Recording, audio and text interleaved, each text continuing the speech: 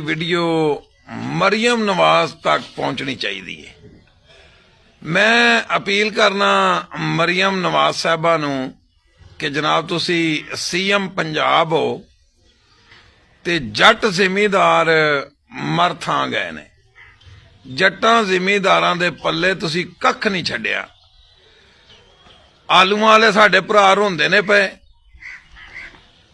धांज वाले भरा साडे चावलां वाले रोंदे ने पे, साडे जिमीदार भरा मक्कियां बीज के रोंदे ने पे। पहलों असी पिछले साल कणकां बीजियां ते रोंदे आ पे, ते साल फिर अगों कणकां दा आ गया, 26 भी लग गया ते असी फिर उवें ही रोंदे आ पे। जे असी कोई बाग लाए ने जिमीदारां ने ते तां जिमीदार रोंदा पिया।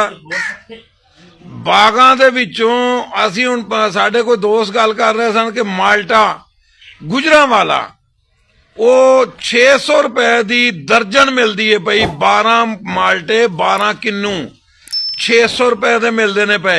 लेकिन पिछों बागां वालियां दे हालात वेख लो। साडे सरगोधे दे भरा ने, मुल्तान दे ने, ते उन्हां दे कोलों मेरा ख्याल है किन्नू हो सकदा 100 रुपये या 200 रुपये किलो जांदा होवे। खुदा दा खौफ करो, जिमीदारां दे उत्ते कोई रहम करो।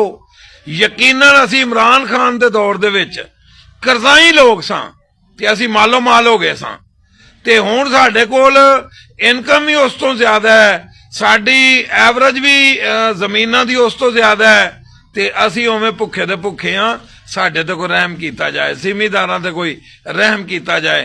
तुहाड़ियां मुहब्बतां दा बहुत शुक्रिया। पाकिस्तान जिंदाबाद।